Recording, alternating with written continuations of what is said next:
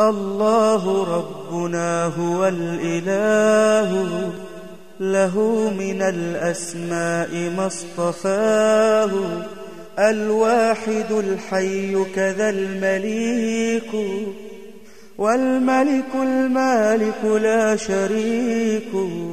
الله ربنا هو الإله، له من الأسماء ما اصطفاه، الواحد الحي كذا المليك.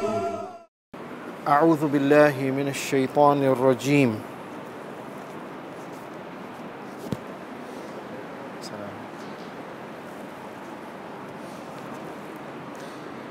أعوذ بالله من الشيطان الرجيم. بسم الله الرحمن الرحيم. الحمد لله والصلاة والسلام على سيدنا ونبينا محمد وآله الطاهرين. Respected elders, brothers and sisters, Assalamu alaikum wa rahmatullah. In our discussion about the rules of Hajj, we have discussed the wajib acts required to begin the Hajj, which is to enter into Ihram, and then once we are in the state of Ihram, what are the restrictions or prohibitions that apply. So essentially, Hajj, whether it is mustahab Hajj, a person doing it for a second time or more, or it's the first time and once in a lifetime, and the conditions apply, and therefore it is the wajib Hajj. Hajj basically is made up of two parts, the Umrah and the Hajj. And because we are from a distance, we will be doing the Hajj, Umrah Tamattu' and the Hajj Tamattu'. The Umrah Tamattu', the first step is to travel to the miqat, which for us will be Masjid Shajara, and we will enter into the state of Ihram, preferably at the time of Salah. And once we are in the state of Ihram, restrictions apply. There are about 26 of them. Just like in comparison, there are restrictions and prohibitions Ihram which apply in the Salah after Takbiratul Ihram, or the restrictions that apply in the state of Sawm. And then we'll discuss after Ihram about Tawaf and Salatul Tawaf and Sa'i and Taqsir. So once we're in Ihram, فَمَنْ فَرَضَ فِيهِنَّ الْحَجَّ in Surah Baqarah ayah 197, فَلَا رَفَثَ وَلَا فُسُوقَ وَلَا جِدَالَ فِي الْحَجِّ. The ayah says that therefore there are some restrictions which will apply, and in order to remember them in a convenient way, we can alphabetize them. So category 1, we can label it as the restrictions related to the apparel and our dressing and our clothing and covering.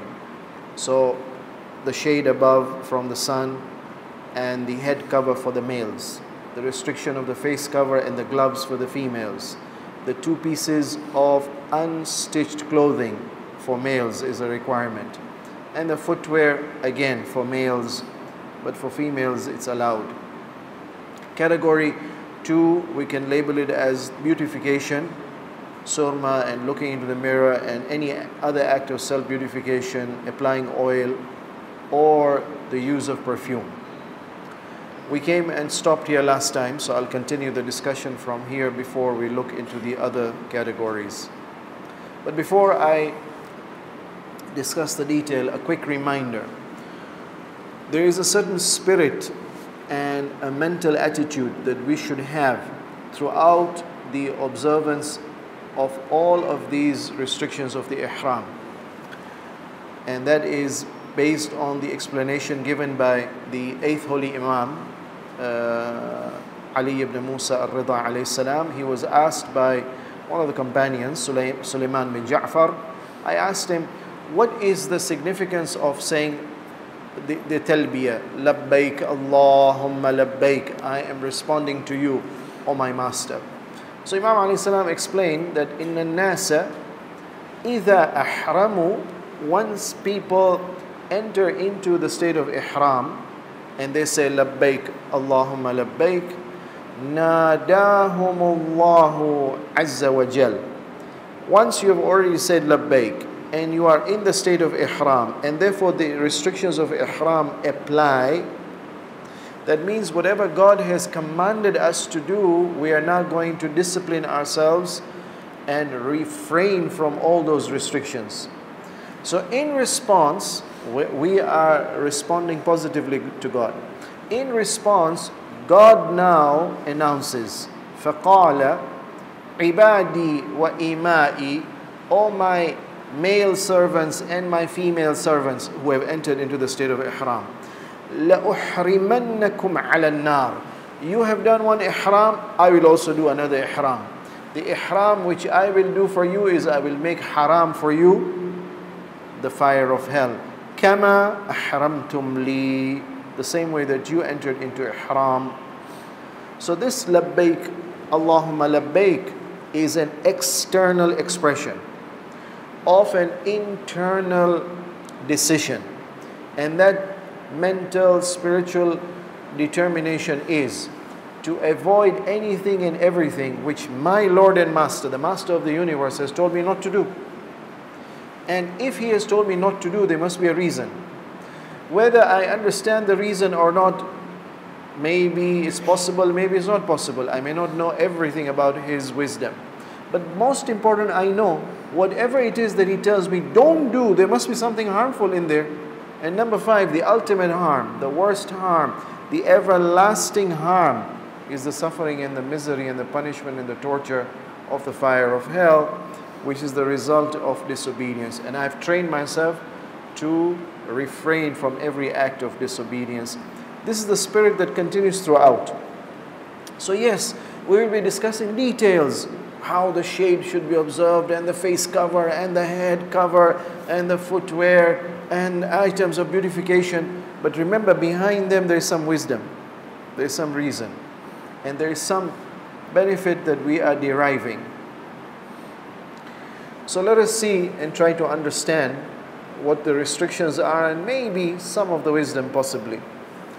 So self-beautification which is not allowed is the application of the surma, the kuhl, looking into the mirror, applying oil or perfume, trimming nail and trimming hair, normally as part of beautification, and in fact any other act of self-beautification other than the ones listed here. Surma I will skip because I'm assuming it is not applicable now. Looking into the mirror, it's an important act of beautification. In fact, it is mustahab otherwise outside the state of ihram. In fact, the Holy Prophet ﷺ, his sunnah was, before he came out to meet the public, he would make himself presentable.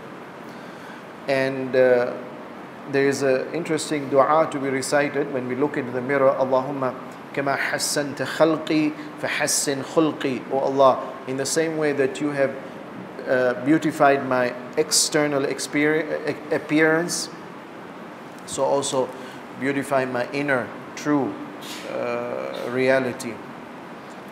Everybody likes to look at themselves and assume that they are pretty or handsome, and they use any means of self-beautification to make themselves more presentable. It's natural. But in the state of ihram, we are to avoid even this act which is otherwise mustahab, recommended.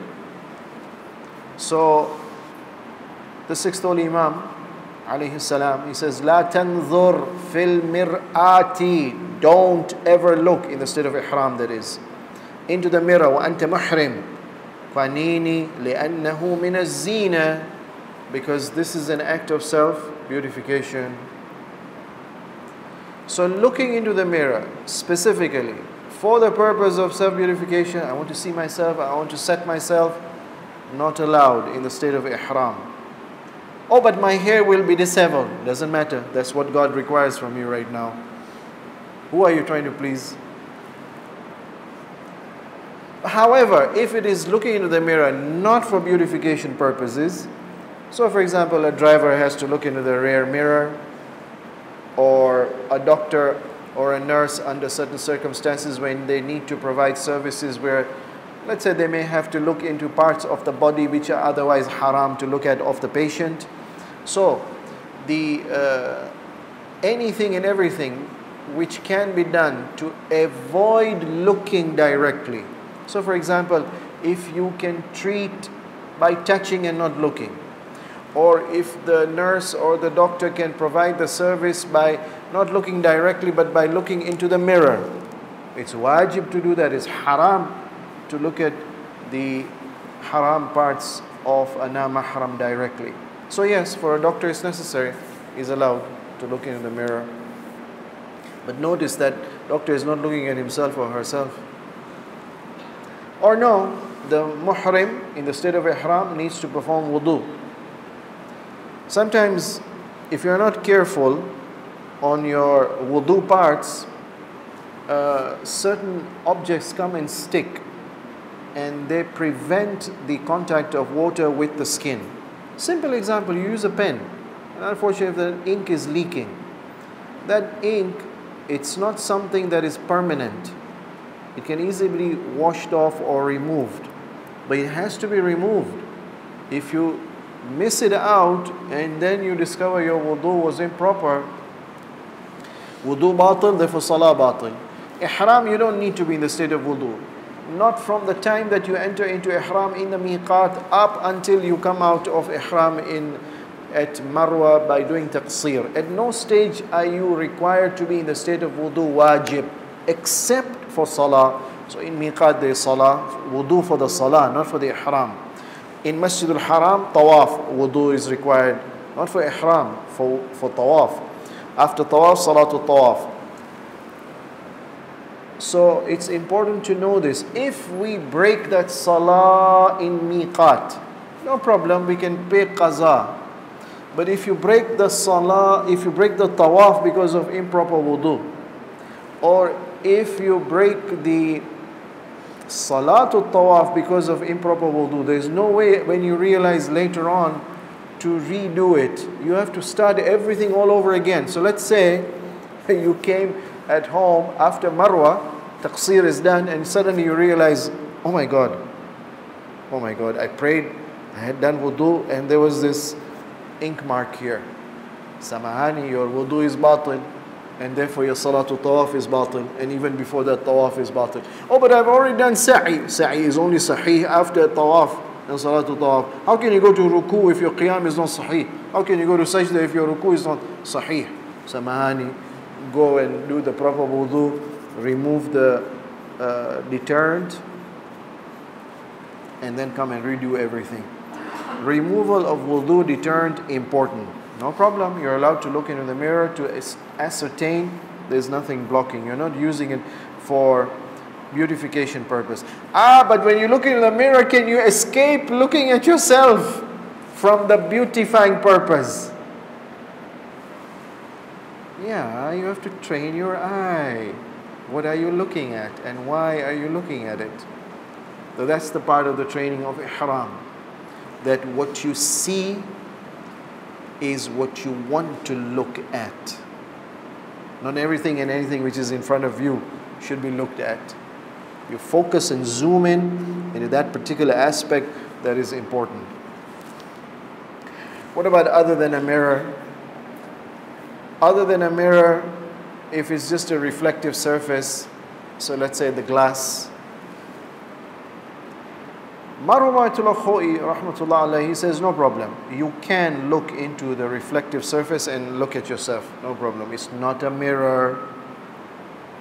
However, Hazrat Ayatollah Sistani and Hazrat Ayatollah Khamenei, may Allah protect our Maraji, they say no, you must avoid the reflective surfaces. The test for this is when you sit in the bus and there is a mirror inside the bus. The test for this is when you go to your hotel and there is a lift which has mirrors inside.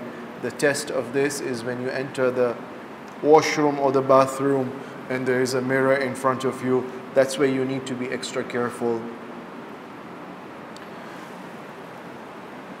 I did not mean to look, but I did look into the mirror. I sat in the bus and I was positioned in such a way that the mirror was right in front of me. I was so excited and tired. I went into the lift and I looked at myself, and then I realized, oh my God, I'm in ihram. So what do? Is there a penalty for looking into the mirror? In fact, can you go into a mirrored room, for example, the lift or the bathroom? No problem. You can, because your intention is not to go in the lift for the mirror. Your intention is not to go in the bathroom for the mirror. But better to avoid if it's avoidable. Climb the stairs. Why do you need the lift? But bathroom, I'm sorry, I can't suggest an alternative. No, you can ask the worker to make sure the mirror in the bathroom is covered. So that will save you the trouble.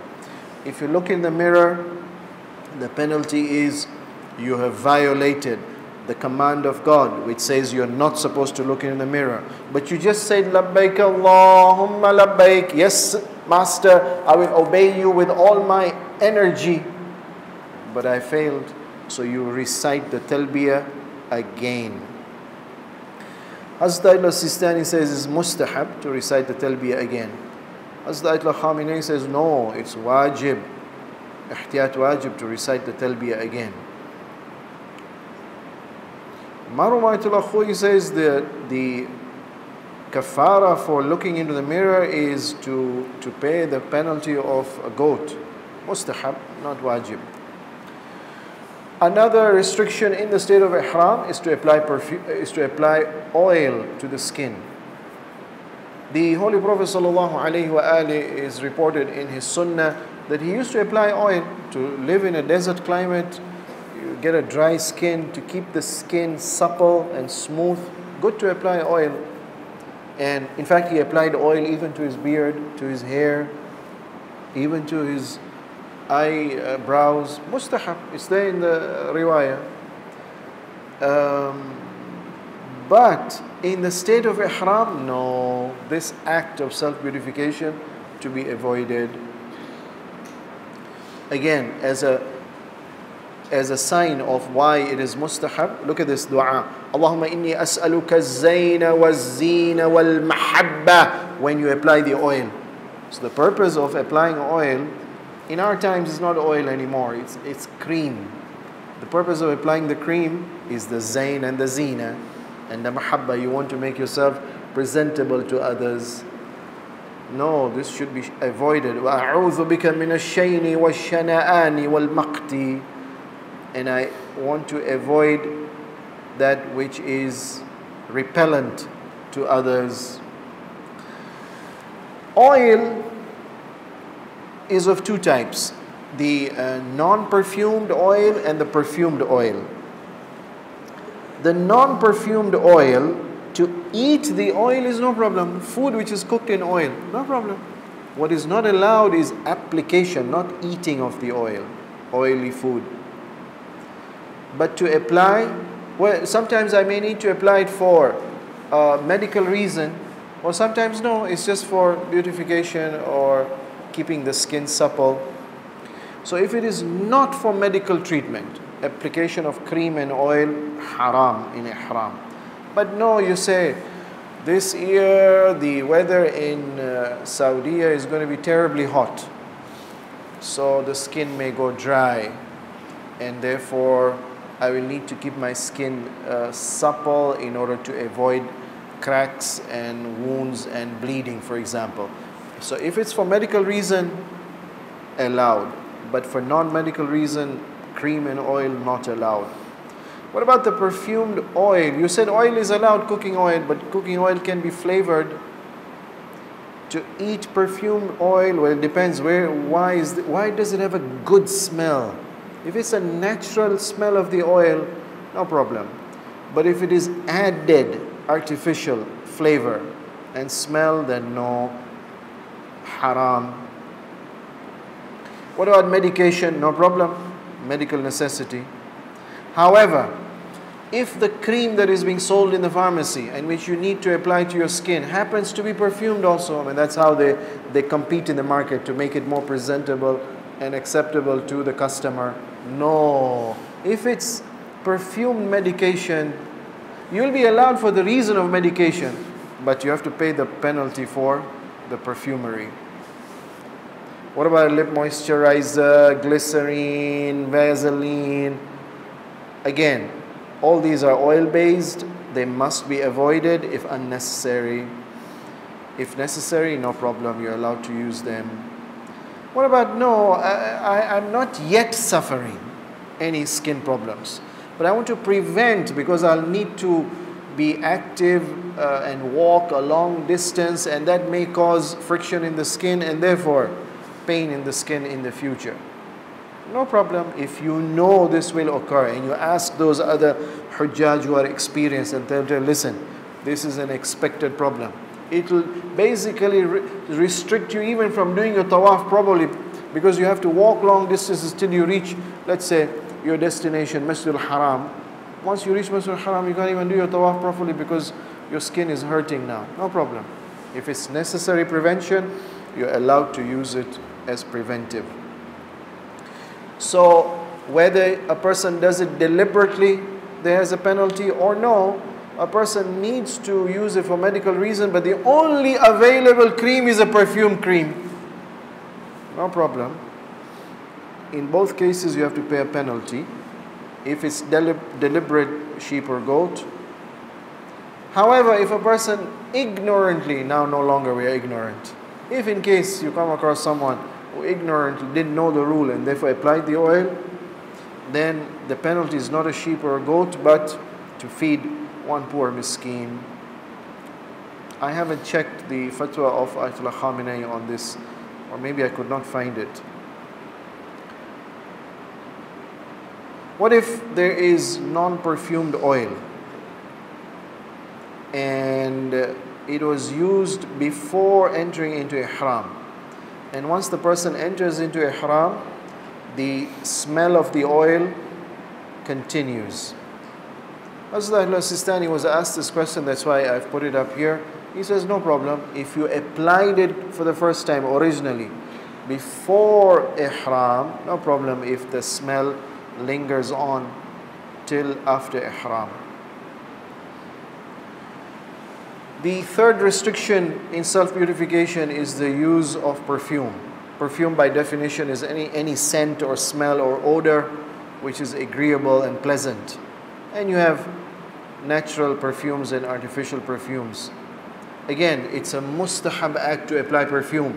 Min akhlaq al-anbiya wa sunan al-mursaleen. It is the common tradition and practice of the Prophet ﷺ and the wives of the Prophet. In the riwayat we have the perfume seller would come and visit the wives of the Prophet. To apply perfume is mustahab, no problem, it's good outside ihram. Inside ihram, no. You can have natural perfumes, musk and amber. These are mentioned in the riwayat. Musk not allowed, amber not allowed in the ihram. Some perfumes are made from plants, plant leaves or plant bark or wood itself or flower petals or gum from the tree. These are all good smelling, naturally pleasant smelling sources of perfume.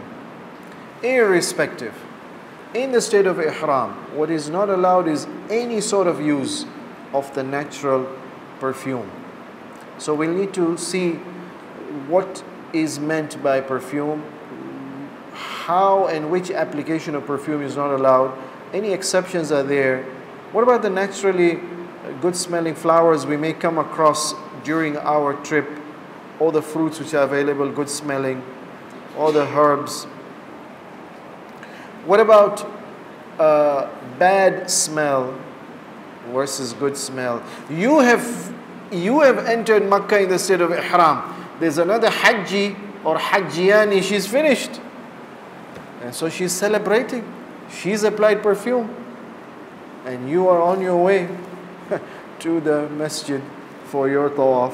What happens then? Get good smell on the way. And what about the other items? So many items are now available in the market. All of them perfumed. What do you do with them in the state of ihram?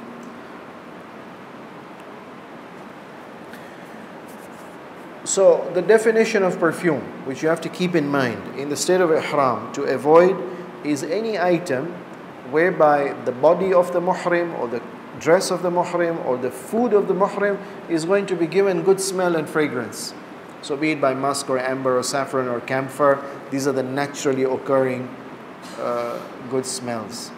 What about other than the ones which are mentioned in the riwayah? Oh yes, even though other perfumes not mentioned in the riwayah, rose, jasmine, or whatever new perfumes they're trying to create over time.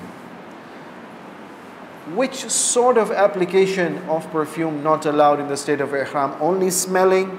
No, applying on the body or dress, smelling it, consuming, even eating the perfume. So saffron, not allowed to eat in the state of ihram.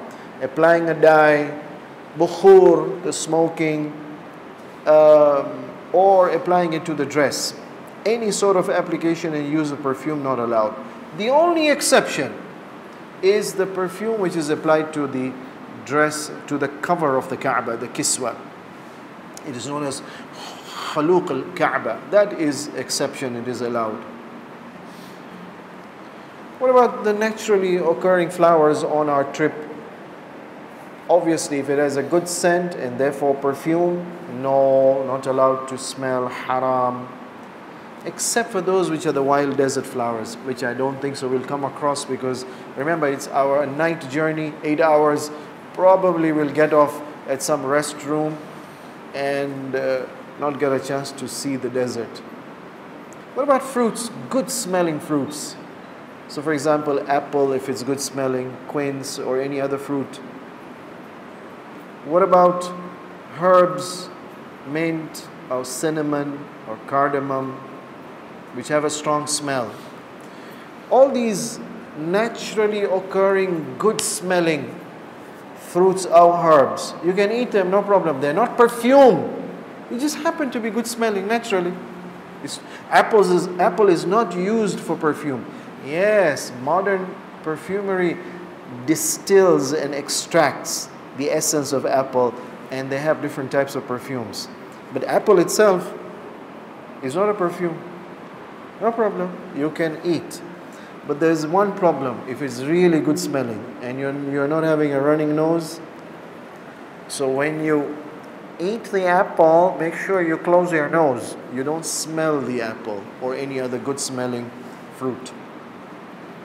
Of course, all the mushtaris make a fatwa here. There's ihtiyat wajib, not to smell. What about cooking oil?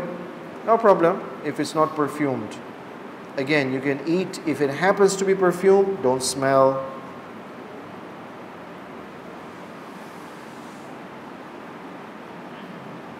What about you've stopped between Miqat and Mecca. You have stopped at a place for the restroom. You go to the restroom, it's stinking. Bad smell. Oh no, from your masjid, from your home in Mecca, you're going to the masjid. On the way there is bad smell. In the state of ihram, haram to close your nose when you come across bad smell. However, there's no harm in walking away fast from that area. What if you come across a good smell? Somebody's already applying perfume because they finished their ihram and their umrah. No, you must close your nose and not smell the good perfume. In fact, forget about others. Inside your own building, you may have others who may finish the ihram and the tawaf earlier than you, and they begin to apply. They should not. They should be considerate. They should not. But let's say they were not considerate and they did apply perfume.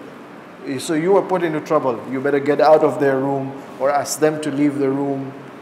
But you must close your nose from good smell. This is a serious restriction. Any deliberate, avoidable, willful violation of this restriction means there is a penalty to be paid. A sheep has to be sacrificed. But not smelling the perfume is haram, for which there's a penalty. Only when a person applies it to the clothes, you pay the sheep. Or no, when you eat the perfume, the saffron food, you apply the kafara. But for just smelling, mustahab to give kafara, not wajib. What if a person has already applied shampoo, soap, perfume, deodorant, let's say before ihram? They were told they're going to Masjid Shajara at the time of Asr. Morning they did their wash. And after the wash they applied perfume or they took a shampoo bath. No problem. If you did use it before ihram and that good smell has remained till after ihram, you wish to enter into ihram? No, not allowed. You better go to Masjid Shajara, go in the bathroom, wash yourself. Remove the lingering good scent. What about the good food that you ate, the good smelling food? You better wash your mouth. Not you better, you must wash your mouth if you're entering into ihram when the good smell is still there. What about the use of fragrant soap in ihram, of shampoo, good smelling cigarette or cigar? No, not allowed. Haram in the state of ihram. What if a person forgot and used or wasn't aware of the ruling? Now we're not ignorant anymore. No. The moment you remember or the moment you learn, immediately you must wash away the good scent. What about in the state of ihram, good food is being served. You're very hungry. You came to that restaurant midway between Masjid Shajara and Mecca or inside Mecca on the way to the masjid. You stop over at a restaurant. You're having some food which is good smelling. Good smell, no problem. You're allowed to eat. But close your nose and don't smell. What about spices? No problem. If it's just for flavoring the taste. But if it is also got a strong, good smell, no. What about tissue paper, which is fragrant? No, you'll have to look for the simple tissue paper, which is not fragrant. Application of perfume to the clothes is a serious violation. Serious restriction which must be observed, and therefore if it's done multiple number of times, there's a multiple penalty. A person applies twice they have to pay the penalty. Oh, incidentally, I just checked. I gave you an estimate is $100 for the sheep and the goat. No, the Islamic Development Bank has announced the Qurbani this year is going to be 475 riyals. So you're talking about roughly 130 or so dollars, if my estimation is correct. So it's an expensive penalty. Air freshener. Before you arrive in the room, the worker, in order to make it pleasant for the coming Hajjaj, they went and applied air freshener in the room. It is good smell. Enter the room, but don't smell the place, or wait till the freshener smell disappears. What if you come across a place where there's a bad smell from this side, there is a perfumed Hajji walking on this side. There's a good smell and a bad smell at the same time. What do? So at that time, it is wajib to close the nose from the good smell. But it is wajib to keep the nose open to the bad smell. One nose, do you close or do you open? Well, the only solution is you can't close and open. You better close your nose so you don't smell the good scent. But obviously you can't continue for long in this state. You can run away from that place. If it's unavoidable, you choose either. Exhaust fumes, and there's going to be a lot of buses spewing out fumes. No, if it's the bad smell, one is that some people are sensitive, they're allergic to the pollutants of the exhaust fumes. No, that's a medical problem. Or normally, others can tolerate the pollutants. Problem is the bad smell. So if it's bad smell, you must not close your nose. You must smell it. So how are you going to smell it? You can stop breathing and run away from there. What about the use of a mask? It depends what is the purpose of the mask. To prevent dust, no problem. But in the process of preventing dust, it is also preventing you from smelling the bad scent. No, they're not allowed. So either at that time, you remove the mask or you stop breathing and run away from there. But if the mask serves only to block the dust or the pollutants or the harmful fumes, no problem, that's allowed. What about the ladies? We said no facial cover. So what about a mask? Ihtiyat wajib, they are not allowed to use the mask.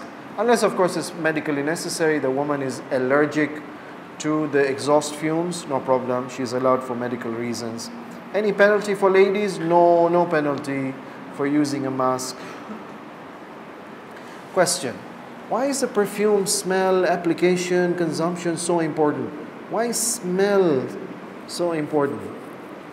If you ask the perfume industry, they'll tell you, oh, perfumes are very, very active in creating a particular mood inside a person. So they'll tell you research shows that perfume can stimulate a person, perfume can calm down a person, perfume can encourage a good mood or sometimes a bad mood. Perfume can shape good memories or even negative memories. Perfume can induce even sweet dreams, they say, before you go to sleep. A perfume is powerful. And essentially the brain works in such a way that a message is sent from the nose to a particular part of the brain that controls our moods and our feelings. It is known as the limbic system. And incidentally, the limbic system also, once you create the feelings and once you create the mood, it is associated with the feelings of anger and fear and joy and the sexual desire also. Perhaps this is the reason why perfumes should be avoided, because of the possible linkage and association with some other feelings which we are supposed to avoid in the state of ihram. Incidentally, there's a whole type of therapy which has evolved around perfumes. It's known as aroma therapy, whereby they can heal you by using some particular smelling perfumed oils. Obviously, the basis of this treatment is that the aroma and the smell has the power to change your mood. I'll skip this. There is research now that even perfume can help productivity. So there's a company in Japan that sprays perfume in the workspace where the workers are working because they've discovered productivity increases. Sometimes these supermarkets, they are smart. They can play a particular type of music, put a particular type of perfume. It makes you in a high mood, better mood, ready to spend money to buy their products. Perfumes are effective in changing our state of mind and our activity. Perhaps that's the reason it would be restricted in the state of ihram. Our focus is to be able to seek the pleasure of God and have our brain be affected by godly thoughts, not by worldly zina in the state of ihram. A third group of activities which is prohibited in the state of ihram, I label it as contact between the opposite genders. So looking and touching and beyond. All of that is haram in the state of ihram, including nikah. So we will have to find out what sort of contact with the member of the opposite sex not allowed. Any contact which is based on lust and passion and sexual desire, not allowed in the state of ihram. Oh, but he or she is my legal spouse. Doesn't matter. Precisely because they're your legal spouse is haram. What about na mahram, prohibited partner? Absolutely, even more so haram. Obviously with lust. So the looking and touching and beyond. What about looking and touching and contact between the members of the opposite sex without lust. We will also look into that, to what extent is it allowed, and with the prohibited partner. So lustful contact, let's say touch. I'm not talking about beyond touch. No, it's haram to touch your legal spouse with lust, haram. Otherwise, cough up 475 riyals for the single touch. Here, any violation which requires kafara payment means the person knows it is haram, not that he's ignorant. And at the time when the person carries out that violation, they remember it is haram, not that they've forgotten, and not that it's happening accidentally or unavoidably. And number three, the person does it without any genuine excuse. Sometimes you're caught in a situation where you have to touch, but it's unavoidable. The person needs help. And incidentally, lust also enters. So yes, though it's haram, but it should be avoided. But you must touch nevertheless for a necessary reason. But no, there's no excitement, there's just lust. No, even if there's no excitement, 475 riyals please. What about lesser than touching? Just looking. Looking but with lust at a legal married partner. No, haram in the state of ihram. Otherwise, depending on what is the reaction of looking, if, God forbid, by looking it leads to excitement and culmination, the biggest penalty, which is a camel, I'm estimating the price is $1,000, but the good news this year is the Saudi authorities are banning the slaughtering of camels because of the Middle Eastern virus.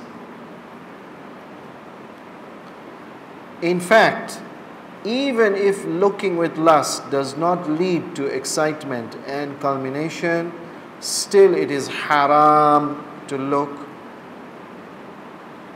However, if a person had a look which was not lusty, but God forbid it led to excitement, no. For this there's no penalty. Touch is serious. You touch 2 times, purposely, deliberately, knowingly, not forgetfully, and no excuse, 2 times 475 riyals. What about a necessity arises? There are couples who go on a honeymoon, or the couple is there for the first time in Hajj. Also they're afraid in tawaf they'll get lost and they will not be able to do tawaf properly. So they want to hold each other's hands near the Kaaba. So you're holding somebody's hands near the Kaaba and shaitan is there trying to intervene. If it becomes lustful, the touch, haram. It's not allowed. Unless, no, it's just a passing thought and you ignore it. You don't play around with it. Oh, but if I leave my partner without holding her, she will get lost or she will not be able to do her tawaf properly. Oh no, those other hujjaj, those beasts, they will go and touch her in the wrong way. So I need to be there to protect her. No, no justification. She has to be smart enough to be able to know how to protect herself from that crowd which is a rowdy crowd. What if I come across a situation, a woman, be it my own partner, needs help, emergency help, she's falling, she's fainting, I have to hold her, support her, and during that maybe a lustful thought crosses, no problem. In that situation then it's acceptable, it's unavoidable. What about na mahram? Absolutely, you can't look at a na mahram with a lustful look. And if a person does look with lust, then it depends. If it leads to excitement, then a camel is the first line of punishment. I can't pay a camel, or I'm not allowed to pay a camel, then a cow. Or I can't afford a cow, I've come as a sponsored, a gifted person. I don't have that much money. So no problem, a goat has to be paid. But if a person looks at the mahram with lust, God forbid, and does not lead to excitement, no problem, no penalty. Haram, yes, but no penalty. So, beware. Looking is expensive. One look can cost you $1,000. Be careful. Beware, touching is expensive. $130 per touch with your own legal partner. You've got enough money to spend, give her a gift. Don't touch with lust. Why is the restriction of ihram so strict about contact even with our legal spouses? The reason is one of the weaknesses of the human beings. In the Quran, mentioned in Surah Nisa, ayah 26 and 27 and 28. Allah says that وَخُلِقَ الْإِنسَانُ ضَعِيفًا. Man has been created weak. This is one of the weaknesses we have. And therefore, in the state of ihram, in order to train us, in order not to be caught up in this weakness, even from halal, we should protect ourselves for the sake of God. And we can do it by the will of God, by the strength of God. You doubt it's a human weakness? Look at the advertising agency. The advertising agency will use sexual messages to sell their products. You go to any shopping mall, and this is the way they're going to present their products. They're going to incite and excite, God forbid, our God-given gift of the sexual desire, which has to be used for a godly purpose. I will skip the details, but I would like you to note this. There's been interesting news that I've come across over time. Different countries are now going to implement a particular law which says in the public transport system, be it the bus, be it the train, be it the rail, they're going to have segregation, different sections for males and different sections for females. For example, Japan. And the females are welcoming that because they undergo harassment in the public transport system. It's a big crowd. God forbid there's some anonymous figure who may come and touch you in a very uncomfortable way. In the state of ihram, group number 4, restrictions which have to be observed are what I categorize as the defense restrictions.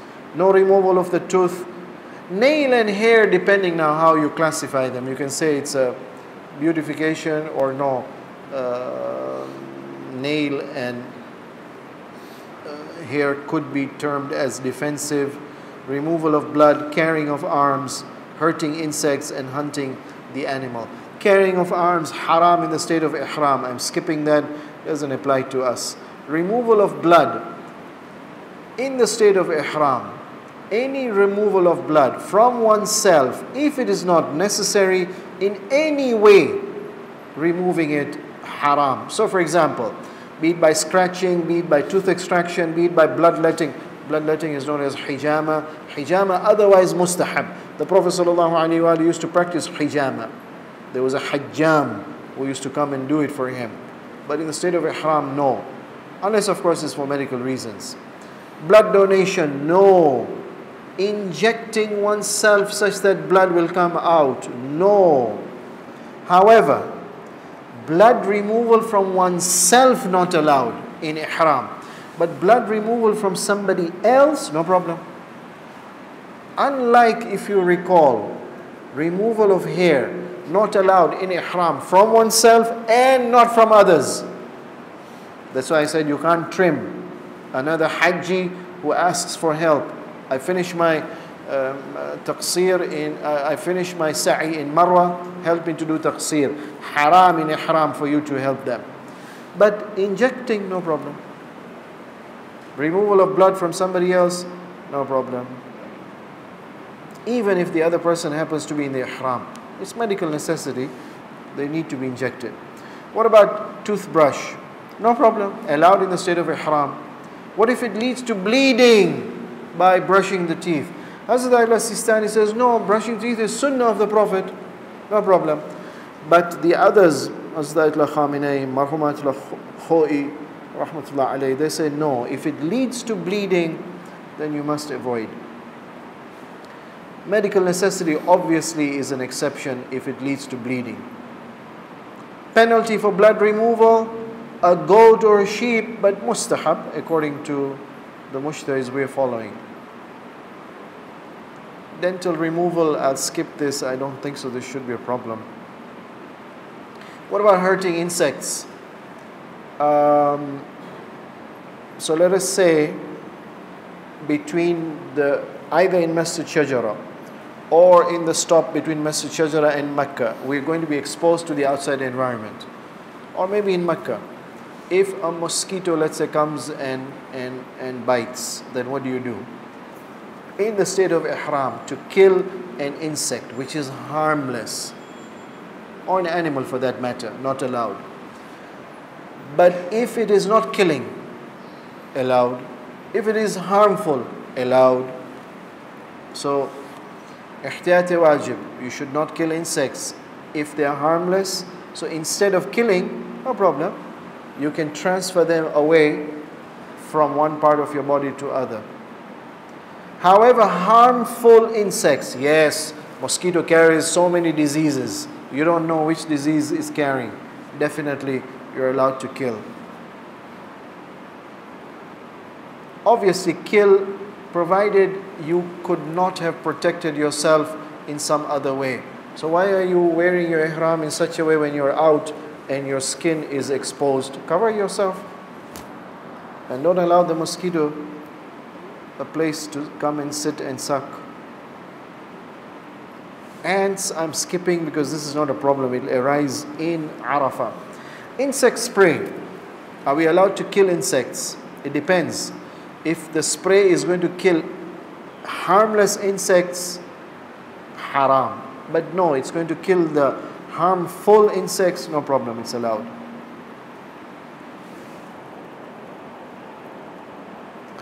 Question, why is it so strict about the removal of blood, about hurting insects, these acts of defense and aggression? Ya ayyuhalladhina amanu. In Surah Ma'idah, Allah says, La taqtulu as-sayda wa antum haram. This spirit amongst the desert Arabs of hunting, this has to be restricted in the state of ihram, whereby now you are devoting yourself to Allah and Allah is the one who is going to provide. So no hunting and no hurting and no even holding a hunted animal in the haram. Finally, the last group of activities haram in the state of ihram are what I call the ethical, no quarreling and no lying. In the Quran, in the state of ihram, Allah says, فَمَنْ فَرَضَ فِيهِنَّ الْحَجَّ فَلَا رَفَثَ وَلَا فُسُوقَ وَلَا جِدَالَ. Fusuq in the riwayat of the Ahlul Bayt alayhimus salam, and therefore the fatwa of the mujtahids is, fusuq is to speak a lie. Speak a lie before ihram, haram. Inside ihram, doubly haram. Abuse, haram outside, doubly so inside ihram. Boasting. There's a type of boasting which is not allowed. I'll just explain. Marhumatullah Khoy, Hazrat al-Sistani say, to boast fakhari, fakhr, mufakhara, to show off one's wealth or one's family background and status or one's social status, no problem, in itself no problem.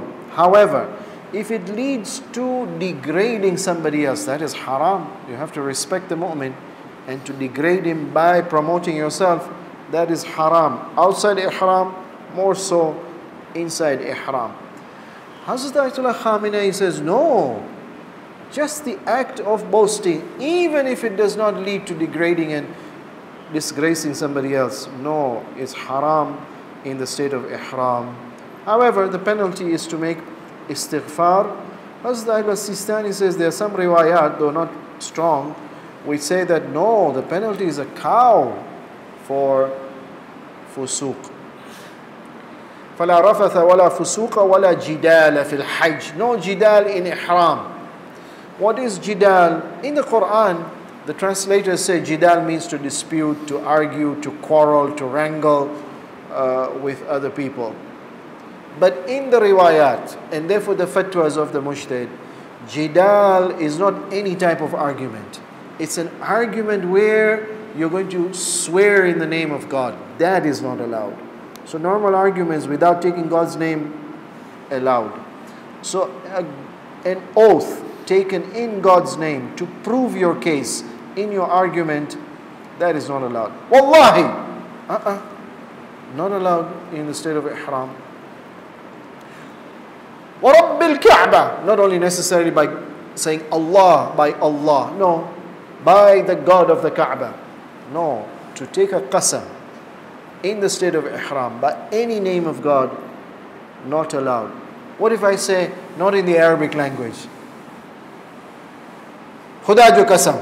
Oh no, even in your own personal language, not allowed if it's God's name, haram. Unless you say, no, I didn't mean to take an oath, then there is no kafara.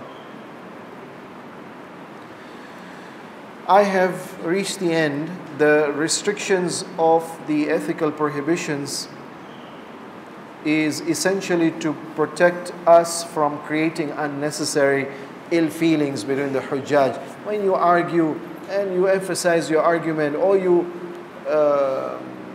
boast against the others, obviously you're promoting yourself and demoting others, and you're hurting their feelings.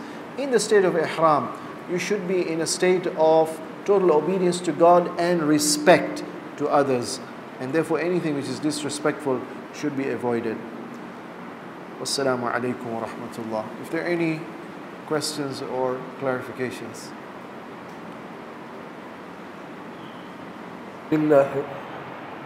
أعوذ بالله من الشيطان الرجيم بسم الله الرحمن الرحيم. Tunaifungua jalsa hii kwa kukariri sura ndogo za Qur'an. Alhamdulillahi rabbil alamin wassalatu wassalamu ala khatamil anbiya'i wal mursalin wa ala alihi at-tayyibin at-tahirin. Allahumma salli ala Muhammad wa ali Muhammad. Allahumma salli ala Muhammad wa ali Muhammad. Allahumma salli ala Muhammad wa ali Muhammad. Tunairudia suratul Fatiha kwamba ndio muhimili mkubwa katika sala. Ikisihi suratul Fatiha basi sala imepita. Kwa hiyo ni maana tunaipitia kila wakati, tunaipita kuliko sura nyingine zote. A'udhu billahi minash shaitanir rajim. Bismillahir rahmanir rahim. Alhamdulillahi rabbil alamin.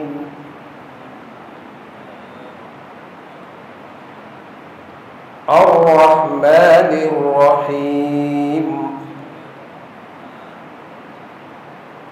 Maliki yawmiddin. Iyyaka na'budu wa iyyaka nasta'in.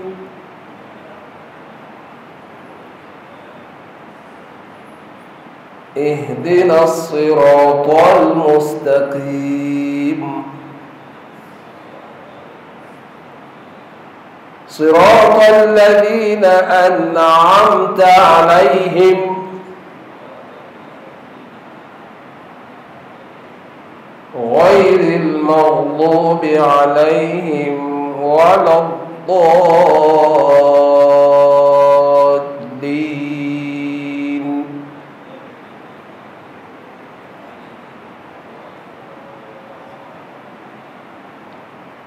بسم الله الرحمن الرحيم. إنا أعطيناك الكوثر فصل لربك وانحر إن شانئك هو الأبتر. بسم الله الرحمن الرحيم قل هو الله أحد الله الصمد لم يلد ولم يولد ولم يكن له كفوا أحد. Tunaingia katika talbia kidogo. Labbaik Allahumma labbaik labbaik la sharika laka labbaik innal hamda wan ni'mata laka wal mulk لا شريك لك لبيك لبيك اللهم لبيك لبيك لا شريك لك لبيك إن الحمد والنعمة لك والملك لا شريك لك لبيك.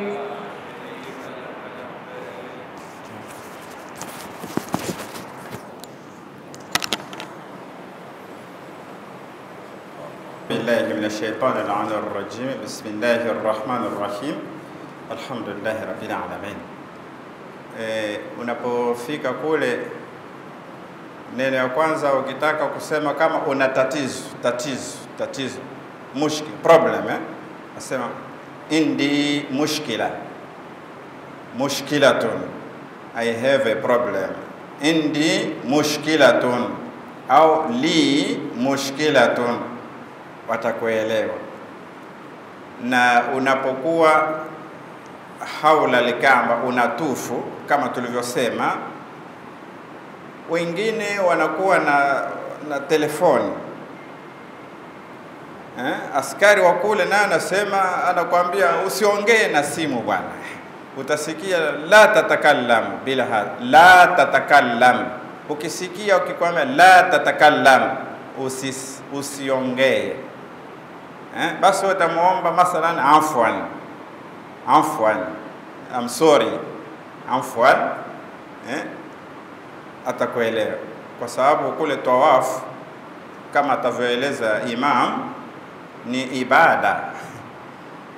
Tawafu ni ibada, ni kama vile mtu umeshafunga takbiratul ihram, hawezi kuongea na simu tena.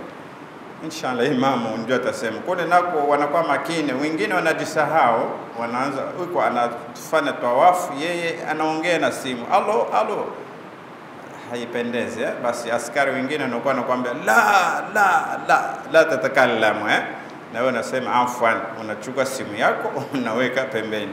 Au mfano picha, kwa sababu simu yenyewe sina kamera, mwingine anakukataza la tusawwir, usipige picha, usidiscuss naye. Polisi wako makini sana, ni kuwa taratibu, utasema afwan, kila kitu lazima uombe msamaha, afwan atakuacha. Sasa ukitaka kusema naenda nje utasema aruh kharij, kwa sababu kule ulikuwa ndani ya al-Kaaba, umechoka au umeshamaliza kufanya ibada ya tawaf, unataka kwenda nje. Outside ni nini? Kharij, aruh ila kharij. Sasa ukikaa pembeni unasema nataka niswali hapa, nataka niswali hapa, uridu, utasema tu salatu hina, uridu salata hina, hapa.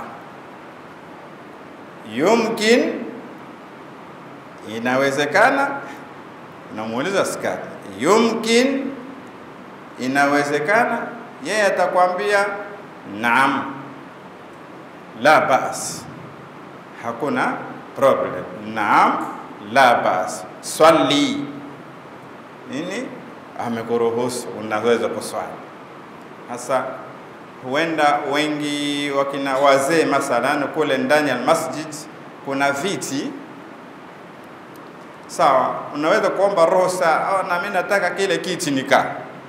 Sasa uridu kursiya, utamwambia ya polisi ya askari, uridu kursiya, nataka ile kiti. Kama ni cha watu wote wanakuambia khuz, taki, chukua. Haya, ukichukua kiti umekaa. Sasa Qur'ani zipo ndani nyingi. Sasa kwa sababu wengi wetu huwa wanatukataza usiingie na vitabu na madua. Sasa kule ndani kuna Qur'ani zao, kila kitu ni adabu. Unamuuliza afwan, I'm sorry, uridu Qur'ana, uridu Qur'ana, nataka Qur'an. Atakwambia tena khuz, chukua. Haya, ukisoma Qur'ani zako basi, ukishamaliza kama unasema narudi wapi, mlango wa nje, when babu khuruj, when babu khuruj, mlango wa kutoka uko wapi. Na labda kama haujatoka, kabla haujatoka kule kwenye sa'i, sasa kule sa'i kuna maji hakuna pale mengi sana. Sasa hakuna haja ya kuomba, kila mtu anakunywa zake maji ya Zamzam tabarruk. Sasa kama unataka kuongea Kiarabu, uridu alma, wale wanaofagia, wale wafanya usafi pale, sio pale askari tena pana, wanaofanya usafi, uridu alma, nataka maji, I want water, uridu almaa, atakwambia khuz, chukua. Sasa wanakataza, wanakwambia la taghsil wajhak, la taghsil wajhak, usioshe nini, uso. Wengi wanakuwa wanachukua maji, anataka nimwagia kwa ajili ya joto nyingi sana pale. Sasa kwa adabu ni kuna tu, unaacha zako nene. Fa ukitaka kukaa pale, unaruhusiwa tena kukaa pale Safa wal Marwa. Baada kumaliza sa'i zote unaweza kukaa. Sasa namwambia ajlis huna, ajlis hina, nakaa hapa, istiraha, yani taibtu, nimechoka, yani taibtu astarehu, nastarehe, napumzika. Atakuelewa ni kweli kachoka. Unaweza pale. Basi ukishatoka au bado haujatoka, huenda kwenye sa'i au kwenye tawaf, huenda udhu wako umebatilika, hauna tena udhu, lazima huenda wenzako wamesha kukupotea, lazima utafute sehemu ya udhu. Tunaambia aina makan, when makanil udhu'i. Sasa watakufikisha sehemu ya udhu. Kisha shika udhu, lazima urudi. Huenda kurudi kwenye mlango umepotea, ina babu dukhuli, babu dukhul. Afadhali milango ya kule imeweka namba. Sasa ukishangia kule, we mwenyewe utajijua, imma kafila itakusaidia ala kule hapa. Kwa kwanza tena tawafu, kama wataendelea kueleza kwa imam, lazima nia yako tena we repeat tena. Atufu, kama tuliwahi kusema, atufu hawla al-Ka'bati, atufu hawla al-Ka'bati sab'ata ashwatin. Bas, kuna mengi ya kuongea pale, imamu ataeleza, kwa sababu hija yako ni huenda ya kwanza, huenda hija yako umetumwa na mtu ni hapa inshallah, lakini utamalizia ni qurbatan ila Allah. unaanza tena tawafu hadi unakamilisha. Sasa maskini ya Mungu umeisha choka.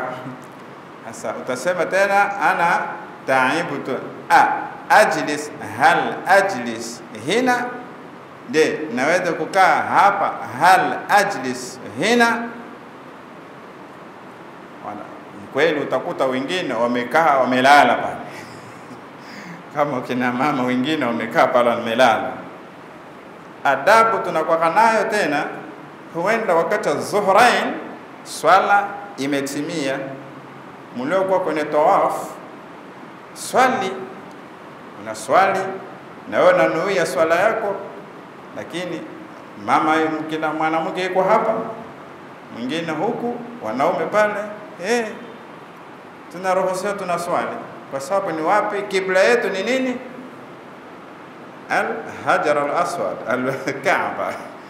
Kwa hivyo kule ni swalatu ya watu mix inaruhusiwa. Kimsingi ni nia yako wewe uswali faridatan, kama ni zuhri, kama tumeisha zoea kusema hapa, uswali salata zuhra qurbatan ila Allah. Hakuna bughz, hakuna cha madhehebu kula, hapana. Wote ni Uislamu, dini moja, tauhidi moja, raka zote 4 hakuna. Kwa hivyo unaswali raka zote 4 kama kawaida kwa raha. Idhan kila kitu ni nia inshallah. Maneno machache, maneno ya kwamba ukumwambia mtu sema, wewe sema, anta takallam, takallam, sema. Kama namuuliza unaongea nini, unasema nini, shu tatakallam, shu tatakallam, ma tatakallam, unasema nini? Basi wewe utasema la atakallam, ma indi shay'a, la atakallam, yani siongee kitu. Ukimwambia shuf, shuf, tizama kule, look. Sasa unapomwambia tizama kule, huenda kuna kitu kichafu kimedondoka pale.